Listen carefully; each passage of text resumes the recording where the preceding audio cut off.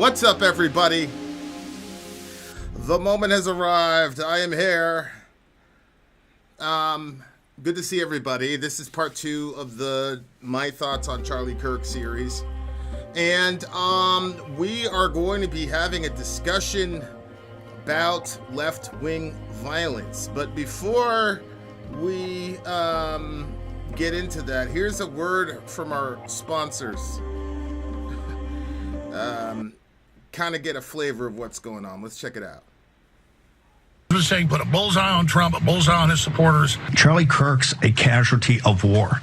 We're in this country. We are. They are at war with us. Whether we want to accept it or not, they are at war with us. And what are we going to do about it? Charlie would want us to put as much pressure on these people as possible. Okay, so it's clear they are at war with us. I don't know who they are specifically in these particular video clips. I don't know who they is in the video clips, but I think you might be able to get an idea of who they is if you have been perusing around X, among other places. This is war.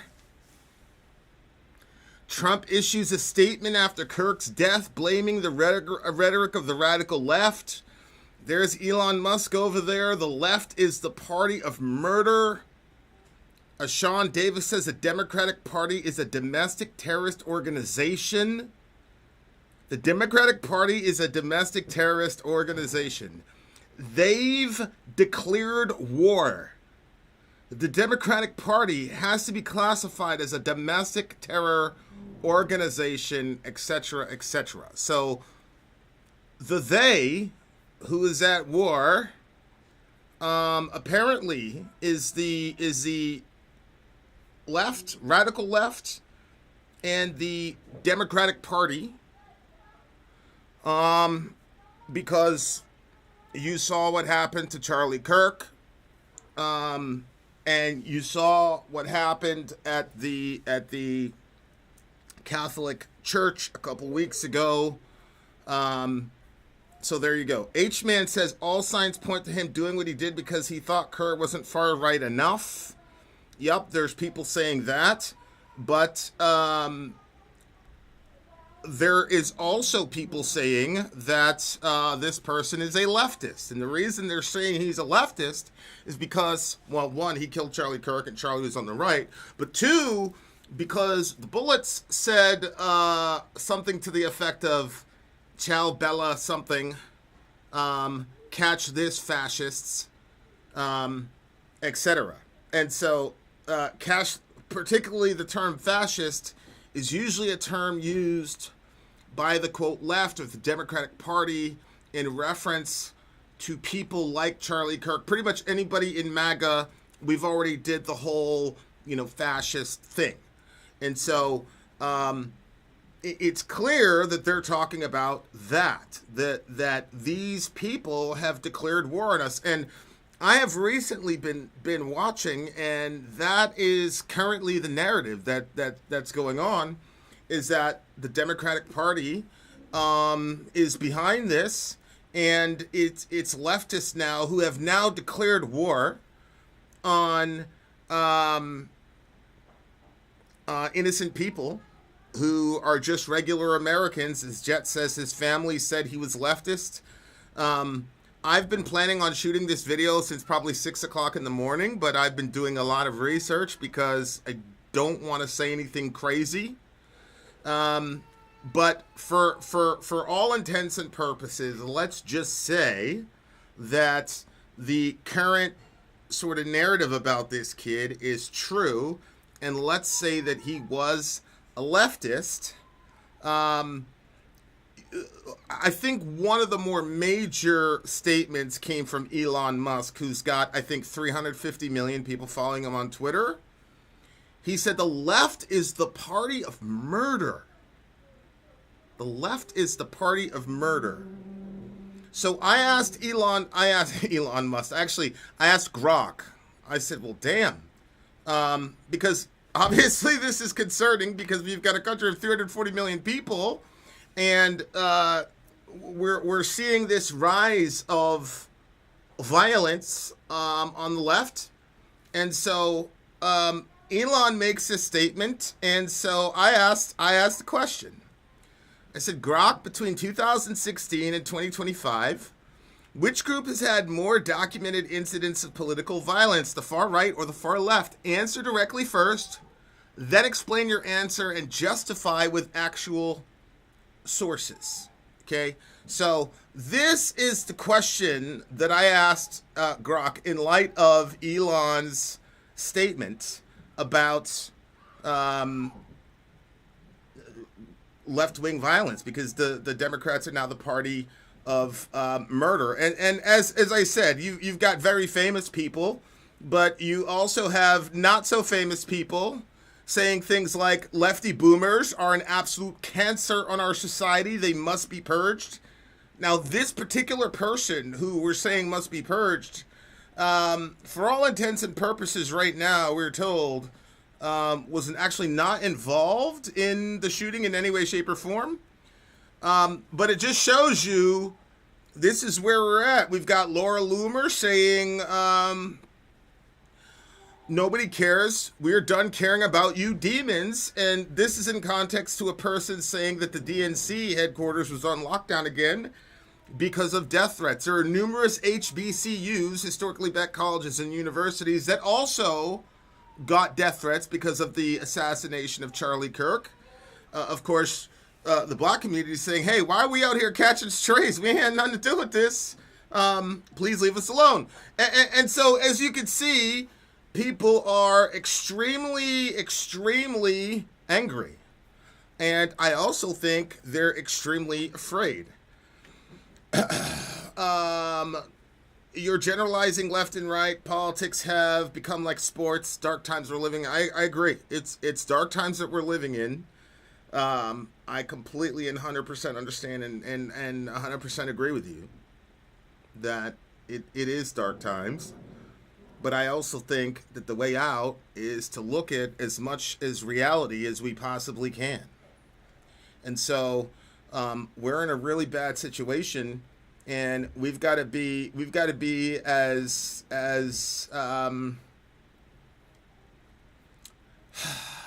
we've got to be as committed to the truth as we possibly can. We can't spare people's feelings. We can't be politically correct. We just have to tell the truth.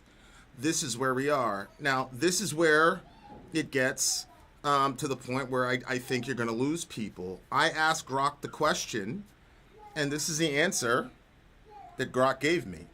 Okay? The answer Grok gave me was the far right. Remember, I asked Grok, who has more incidents of violence between 2016 and 2025? Which group has had more documented incidents of political violence, the far right or the far left? Answer directly first. Explain your answer, justify with actual sources. Here you go. Grok responds to me and says the far right. From 2016 to 2025, data from multiple sources show far right groups linked to more incidents and fatalities in the U.S. If you go from 1994, see, I only went from 16 to 25 for obvious reasons. That's the Trump era. Grok went as far back as 94 to 2020. The far right had accounted for 57% of the attacks and 335 deaths versus the far left's 25% of the attacks and 22 deaths. Okay? This is not even close. This is not even at 50%. They more than double the attacks of the far left. I'm just telling you what Grok is saying. The ADL says between 2017 and 2022, logged 67 far rights with incidents with 58 deaths, noting the far left as less lethal. The Cato Institute attributes over 50% of 81 murders to right wing versus 22% versus left wing. PNAS finds left wing odds of violence 68% lower. Recent events like the 2025 Kirk killing may add to left-wing tally, but tends favor to far-right dominance. Okay? Now, as I said, it took me 5 hours. I went to Grok. I have an account with Gemini. Gemini is also is an AI program. That's Google's AI. Grok is Elon's AI. Gemini is Google's AI. And then here is ChatGPT. Because I validated this through multiple streams of information as well as FBI sources and things like that, but I'm not going to make a 5-hour video for you guys. Here's a summary. The bottom line, between 2016 and 2025, far-right extremists committed significantly more acts of political violence than far-left extremists. Roughly 4 times more incidents and nearly 5 times more deaths. FBI confirms this pattern. For example, in 2019, the deadliest year since 1995, far-right attackers killed 24 out of the 32 victims that we had relative to political violence. You can see here, ChatGPT says, white supremacist attacks like the 2017 Charlottesville car attack, the 2018 Pittsburgh synagogue shooting, or the 2019 at Walmart El Paso shooting, and then you have anti-government militia groups, and then attacks on religious minorities. Those would be Jews and Muslims. Okay?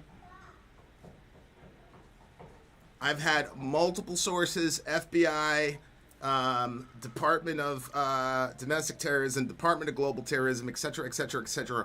All of them are saying that far-right extremism is... Grok went on to say that it wasn't even close.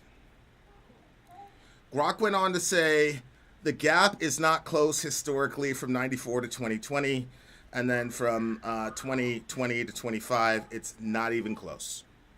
Okay? So, I said, okay, if you're saying that's the case, I'm not particularly certain, man, because I've been seeing a lot of left-wing crazy violence. And so, here we go. And you know, before I show you this is a very interesting statement from, this is Gutfeld, the funny guy on Fox. He says, it's really hard to radicalize Republicans. You know, we're not the radical type. Republicans aren't the radical type. But if you thought you were going to shut a movement down, you're going to get a rude awakening, you woke us the F up. Okay? So, Gutfeld, because he believes that Republicans are peaceful, docile, calm people, and that it is the radical left who are violent, he's saying, hey, us peaceful people, we're very, very hard to radicalize. You know, Republicans are very hard to radicalize, he says. We're very hard people to radicalize. But you're about to radicalize us due to this killing, because he believes that the violence is only coming from one way. That's what he believes. Okay? So that is his mentality. He believes that the violence is only going one way. He believes that the Democrats and the leftists and Antifa, all of the violence is there, and the Republican violence is only just like a response to that. It's not really that, but the FBI, and one of the quotes was from the FBI in 2020. A Trump appointee was saying that white identitarian groups, which are almost exclusively far-right, are the biggest domestic terrorist threat in the country. That was during the Trump administration. I will give you guys all this information. Look it up yourself. You know, the right is the facts don't care about your feelings crowd. So however you feel about what those numbers say, go look it up yourself and see if this is even controversial. See if this is controversial. I gave you guys stats from 1994 to 2020, and then from 2020 to 25. See if it's controversial. Now, I want to show you guys something. I want to show you guys one more other thing. I said, GPT, do me a favor and let me know. Tell me about the acts of political violence then. So here we go. 2017 Charlottesville attack. That was a far-right attack. It was a neo-Nazi, white supremacist, Unite the Right rally where the young lady died, the guy was convicted of murder, etc. 2017, the Aztec High School shooting in New Mexico. 2 killed, the shooter suicided himself. Again, far-right, pro-Hitler, pro-Trump, neo-Nazi forums, mass shooter, etc. 2018, Tree of Life synagogue shooting in Pennsylvania.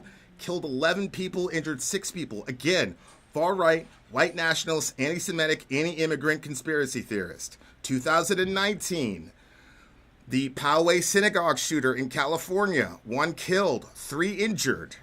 Far-right, white supremacist, anti-Semitic manifesto, Christchurch inspiration. You remember the Christchurch shooter over there in, I think it was Europe, that went around, shot all those people up. 2019, the El Paso Walmart shooting.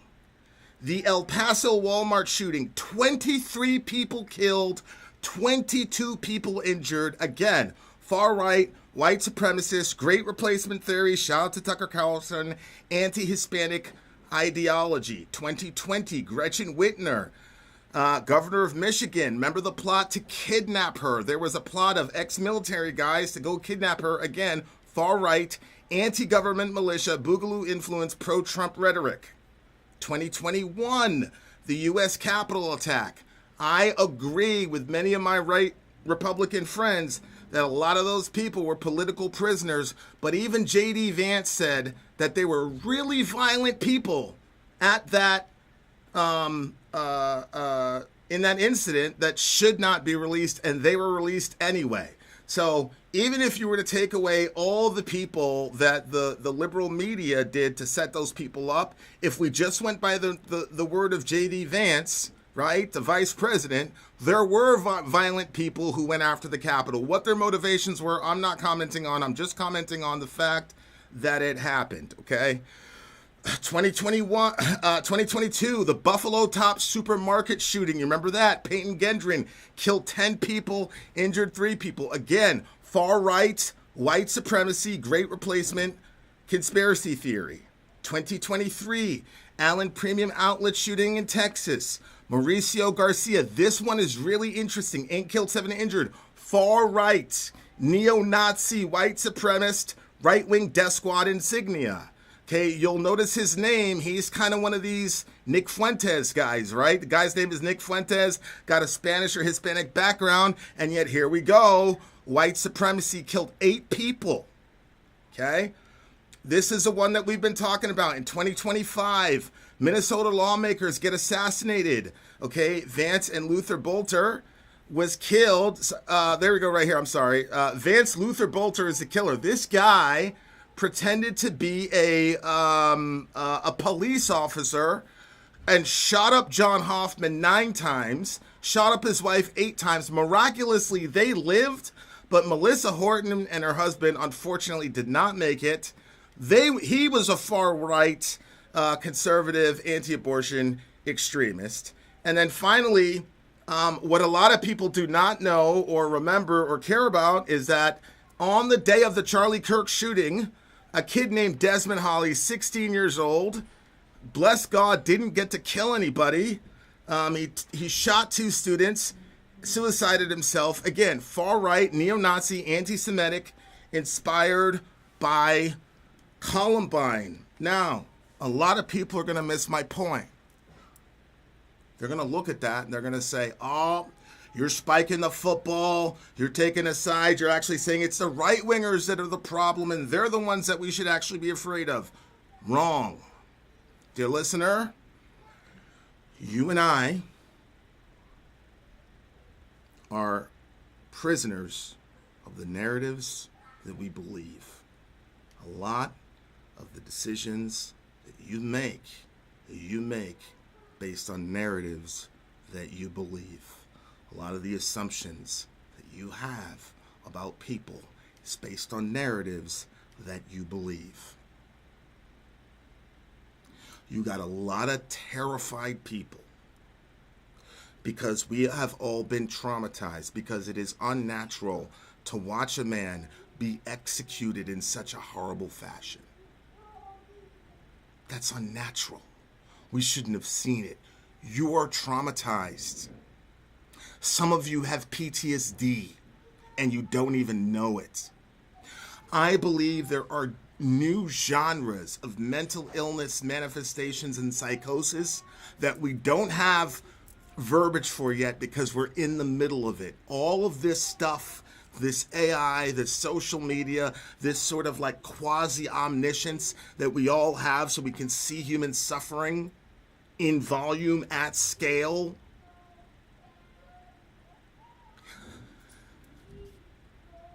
Sometimes I wonder if the calloused response to children in Gaza or the calloused response to the children of Charlie Kirk has to do with maybe we're all using some sort of new defense mechanism to where it's like you are so worried about your own stuff that you don't have it in you anymore to worry about anybody else. Everybody here is traumatized. This is trauma. And we have people who are also mentally ill and also terrified. All the people I quoted to you, for the most part, are public figures. I got friends who have decent-sized YouTube channels who are afraid. Okay? Everybody is afraid. And when you're afraid, the first thing you do is you identify an enemy so you can convince yourself it's not going to happen to me, because we're going to take all the Democrats and we're going to lock them up or we're going to kill them so this won't happen to me, so that my children won't see me get executed in front of them. That is a real fear. And what's happening in our country is we have no leadership right now. None. We got our president, before he knew anything, said it was a far leftist, blah, blah, blah, blah, blah.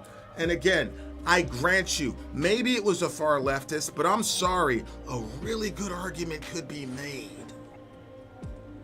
that this guy was mega super ultra right and wasn't right wing enough. Like I said, I'll give you the left wing thing.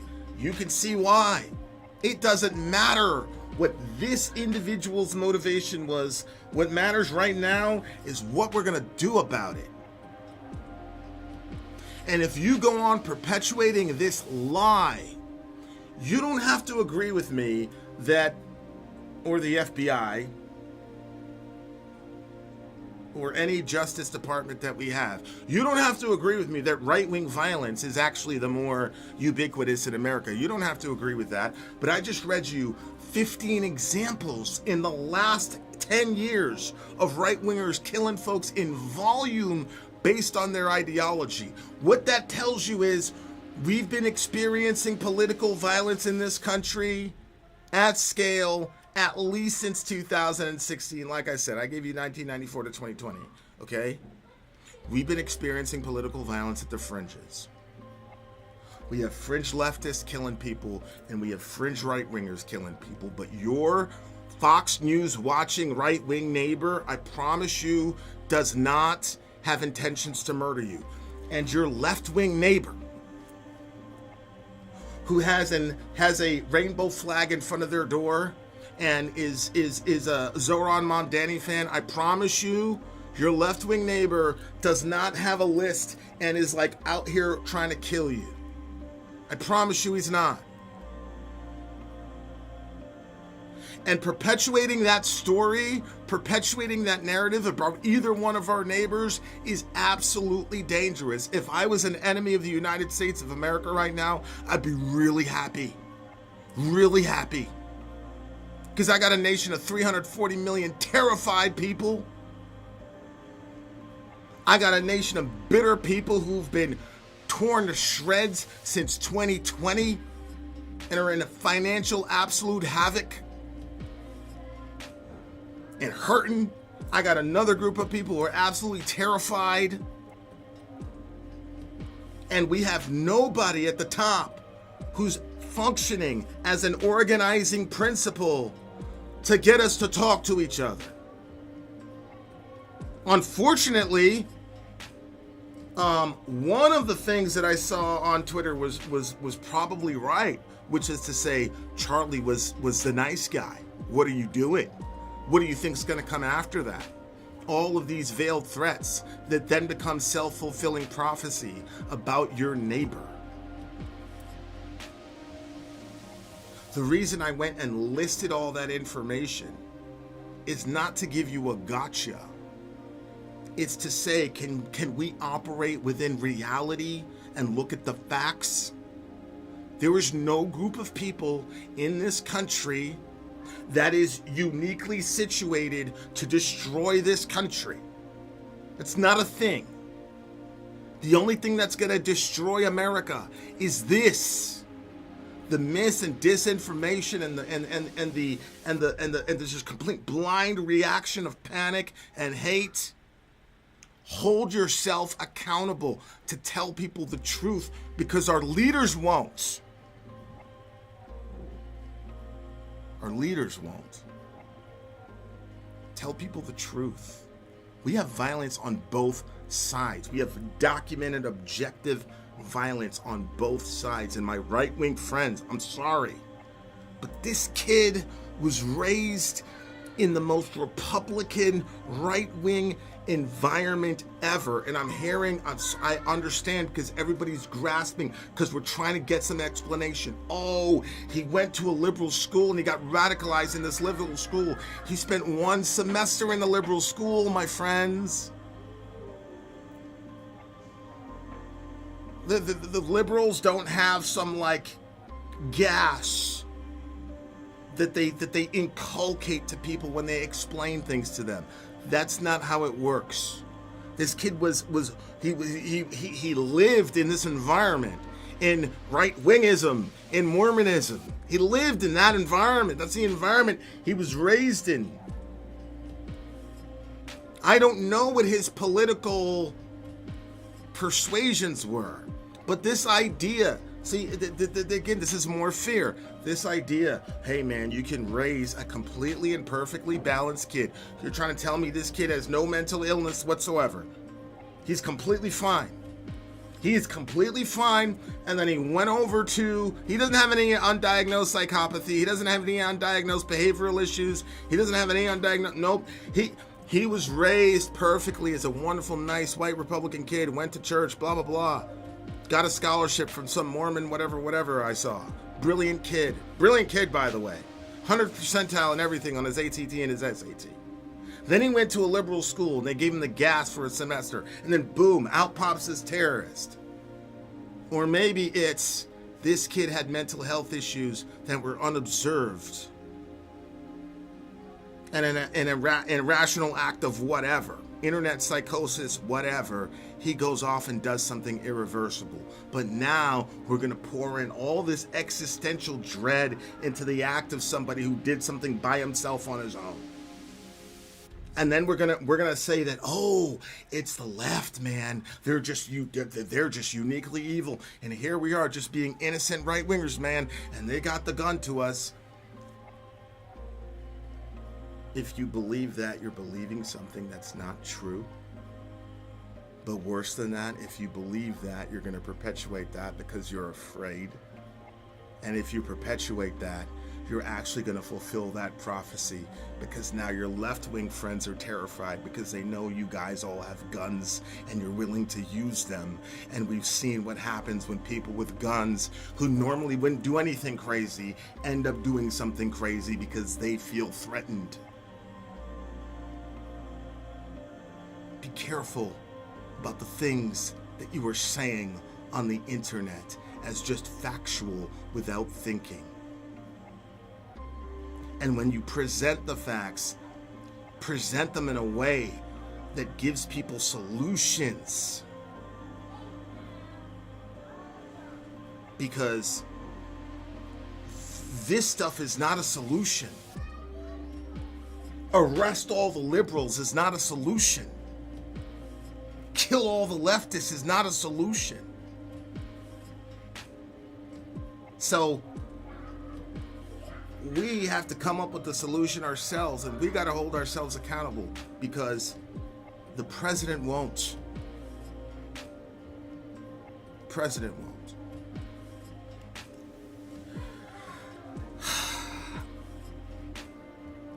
Now look, I understand that as I said before, the left can be violent.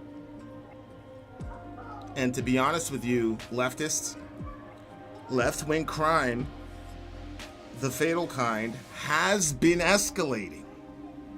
It has been escalating. And you can say it's reactionary and whatever, and you've got the numbers, I get it. But what does it matter?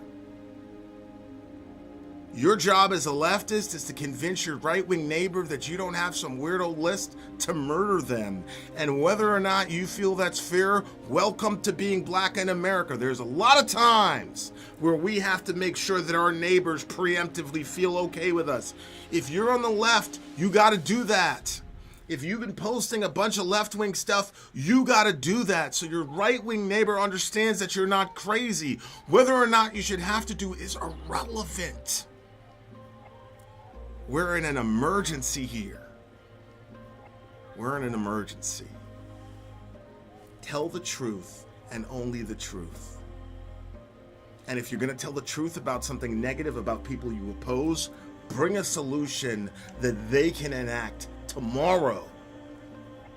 Like, for example, if you're on the left and you said really acerbic stuff, not just about Charlie Kirk, but you said some really reckless, stupid stuff when Trump got hit up, you got to go and reverse that. You got to give your right-wing neighbor who's been imbibing all this stuff, this fear, you got to be able to say, hey guys, Trump got hit up. I said this, here's a screenshot. I was wrong. I shouldn't have done that. That contributed to what happened with Charlie Kirk. I shouldn't have done that. You got to do that if you're on the left. You have to. You have to. Forget about your ego. Forget about any of that. Number one, love your neighbor. He's terrified of you because of all this stuff. Because of their president. They're terrified of you. You got to show them that you're safe. If you don't, people are going to die. Think. A country that's been in a recession for 5 years, late stage capitalism, severe pandemic levels of mental health issues, more guns than people. You want to go and post in your social media shit that's going to validate the fear of Andrew Tate and libs of TikTok and all these other people. I know it feels good to spike on the Nazis, man. Some of you need to lie. Some of you are happy about Charlie Kirk. You need to lie and put online that shouldn't have happened for your own sake. Not everybody here is a Christian, and I can't motivate you by love, but I can motivate some of you by self-interest. Lie and tell your right-wing neighbor it was horrible that it happened so that they don't think that you're psychotic and crazy and possessed by Satan and go to the gun range and have you in their head. That's how real it is right now. That's how real it is right now. If you're on the left, you got a responsibility to do that. Here's the last thing I'll say. People are going to be mad at me about this. I asked one more question. I asked one more question to ChatGPT. Thank you guys for staying around for as long as you did. I said, is there any record of Charlie Kirk ever condemning the stated right-wing motivations of any of the killers on this list?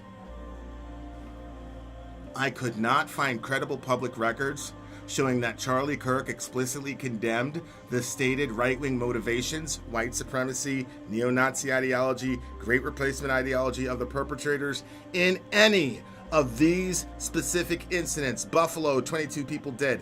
El Paso, 10 people dead. Minnesota, governors dead. Evergreen, 2 kids shot, 16-year-old dead. Charlie Kirk and Turning Point USA said nothing.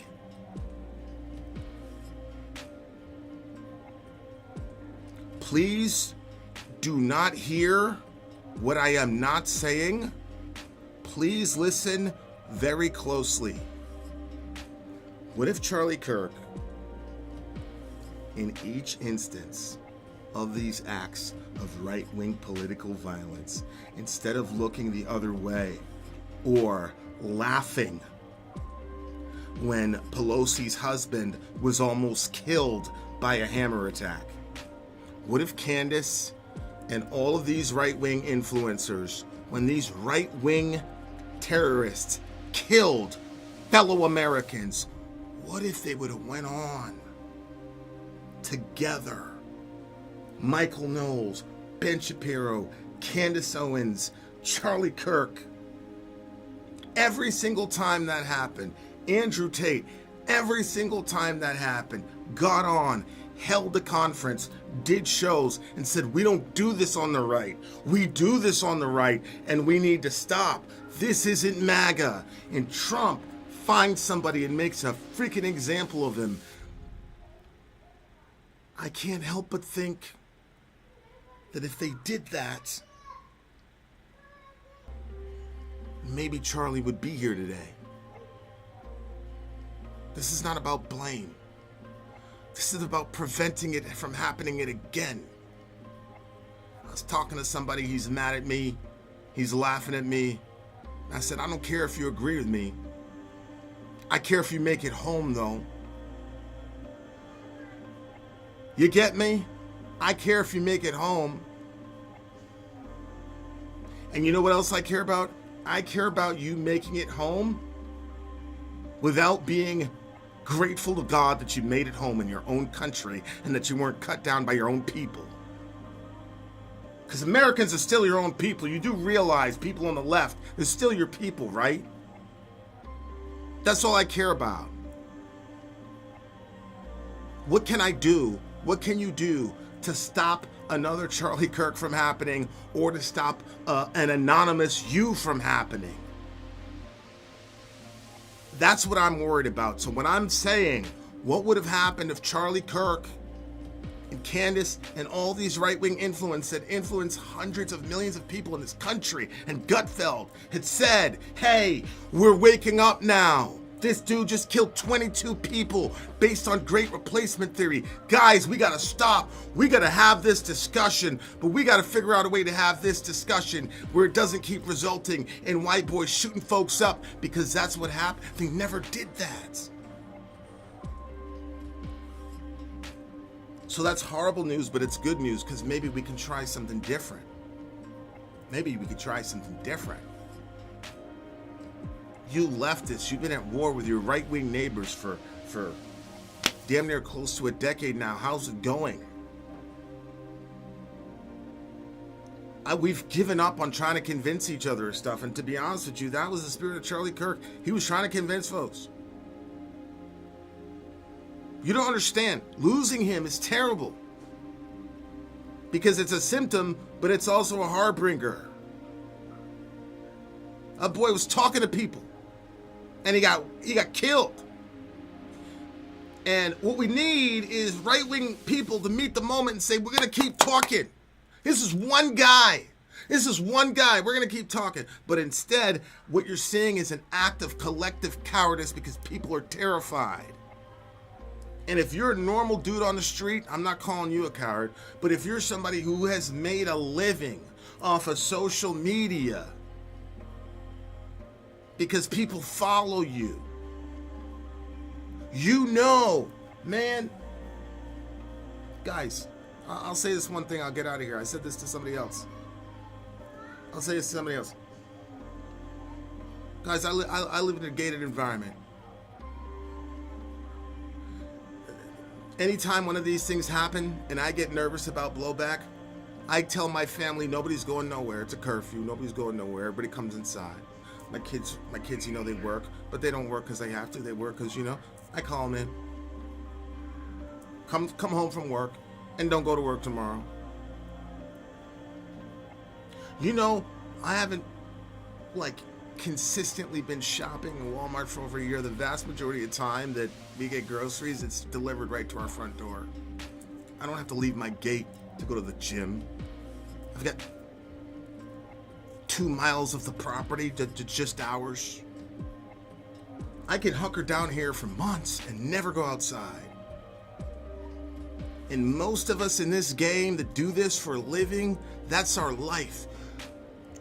You gotta go to Walmart. Your kids gotta go to school.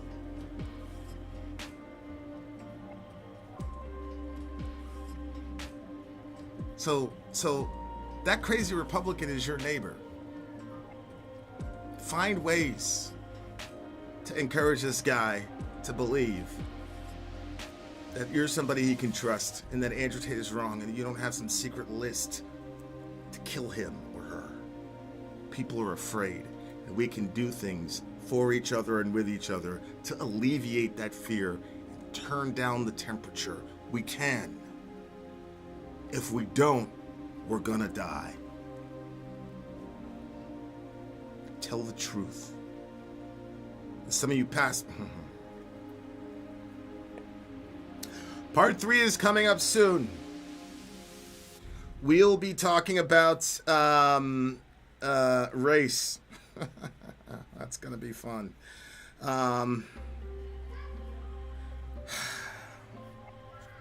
Let me see here. Craig says there are no single actions by the left or the right. Actions are made by individuals, not some imaginary singular organism comprising every member of political alignment. Yes. Right? When you say left, do you honestly believe that there's like some meeting every day where leftists get together and like, no. And it's the same with the right. Your right-wing neighbor, I promise you, my left-wing friend, you got so much in common with them. You do. Give yourself a chance. There are real practical things we can do. There's real practical things we could do. Okay? We can talk to each other. Okay? We can talk to each other. And like Jet says, we can pray for each other. If you are angry and you are upset, you are valid. You should be. I am not talking about who's right or wrong and who's better. I'm talking about how we move forward with each other without killing each other. That's the point. All right.